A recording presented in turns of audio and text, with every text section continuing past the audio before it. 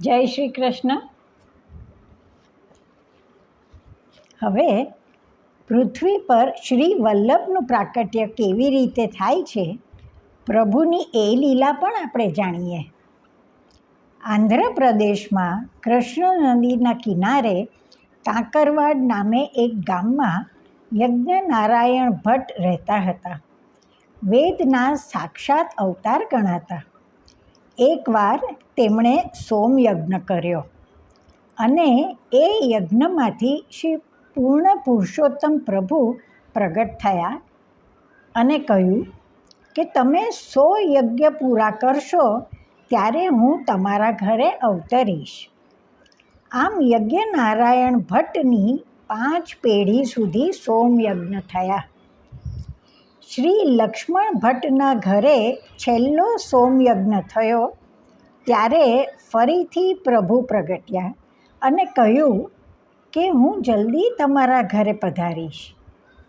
બસ પછી ઇલ્લમાગારુ તથા ભટ્ટજી એ દિવસની રાહ જોવા લાગ્યા. તેઓ કાશીમાં રહેતા હતા અને ત્યાં ખબર પહોંચી કે મુસલમાનો ત્યાં ચઢાવ કરવા આવે છે, એટલે પોતાના ધર્મ બચાવવા બધા જ ત્યાંથી ગામ જવા રવાના થઈ ગયા. વખત જતાં ઇલ્લમાજીને સારા દિવસો રહ્યા. તેઓના આનંદનો પાર ન રહ્યો. એક રાતે ભટ્ટજીની સામે અલૌકિક પુંજ ઉતરી આવ્યો. તેઓ બેઠા થયા અને સામે દ્વિભુજધારી શ્રી કૃષ્ણચંદ્રજીના દર્શન થયા. આપ બોલ્યા, મારે જ્યાં પ્રગટ થવું છે એ મારું સુંદર સ્થાન નિર્માણ થઈ ગયું છે, તેથી જ આ કાશીનો બનાવ બન્યો છે.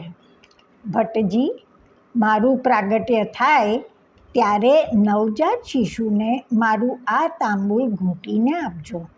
મારું આ પિતાંબર તે બાળકને ઓઢાડજો. આ ઝીણા મણકાની તુલસીની માળા બાળકના કંઠમાં પહેરાવજો અને મોટા મણકાની માળા બાળક મોટું થાય ત્યારે તેને જપ કરવા આપજો. સારસ્વત કલ્પમાં વાસુદેવ દેવકીજી સ્વરૂપે તમને જે સુખ નથી મળ્યું તે આ જન્મે હું તમને પ્રાપ્ત કરાવીશ. આટલું કહેતા પ્રભુ અંતર્ધાન થઈ ગયા. બીજે દિવસે સવારે તેઓ બધી વસ્તુઓ લઈને આગળ વધ્યા. ગર્ભવતી ઇલ્લમાજીની તંદુરસ્તી શિથિલ થઈ હતી, તેથી ધીમા પડ્યા અને જ્ઞાતિજનોથી છૂટા પડી ગયા. આગળ વધતા મધ્યપ્રદેશમાં મહાન જંગલ આવ્યું. ચંપાના ગીચ ઝાડ હોવાથી પુરાણોમાં એ ચંપારણ્ય નામે સુપ્રસિદ્ધ હતું. ત્યાંથી વિશાળ મહાનદી વહેતી હતી. રાત્રિવાસ ત્યાં જ કરવાનું નક્કી કર્યું. ઇલ્લમાજીને 7મો માસ જતો હતો, પણ પીડા એવી હતી કે સમયે ગર્ભસ્રાવ થઈ ગયો. અંધારામાં શમી વૃક્ષની છાયામાં એક નિશ્ચેતન બાળક જન્મ્યું. એને કપડામાં લપેટીને ત્યાં જ ઝાડની બખોલમાં મૂકી ઇલ્લમાજી ભટ્ટજી પાસે આવ્યા અને આ માઠા સમાચાર આપ્યા. બંને દુઃખી હતા, પણ પ્રભુની ઈચ્છા સમજીને ત્યાંથી ચાલી નીકળ્યા. ચૌડા નગર સુધી પહોંચ્યા અને ત્યાંના પ્રધાન કૃષ્ણદાસજીના ઘરે રાત રહ્યા.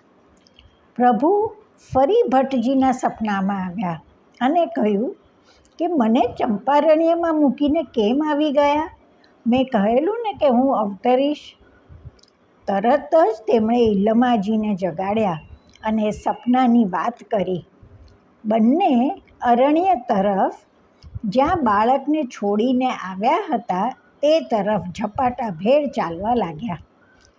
ત્યાં પહોંચીને જુએ છે તો શમી વૃક્ષ નીચે એક ચોરસ ફરતી અગ્નિની જ્વાળાઓની વચ્ચે એ નાનું બાળક હાથ પગ ઉછાળતું હતું. આ જોઈ તેઓ પહેલાં તો ડરી ગયા, પણ પછી ઇલ્લમાજીને થયું કે કદાચ પ્રભુએ જ બાળકને પશુઓથી બચાવવા માટે અગ્નિ પેદા કરી હશે.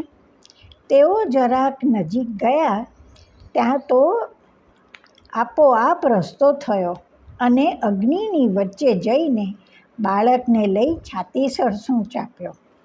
હા, આ જ બાળક એ આપણા સૌના વહાલા શ્રી વલ્લભ, જેઓ 545 વર્ષ પહેલાં ચૈત્રવદ એકાદશીએ ધરતી પરના જીવોનો ઉદ્ધાર કરવા પ્રકટ થયા. શ્રી વલ્લભાધીશ કી જય.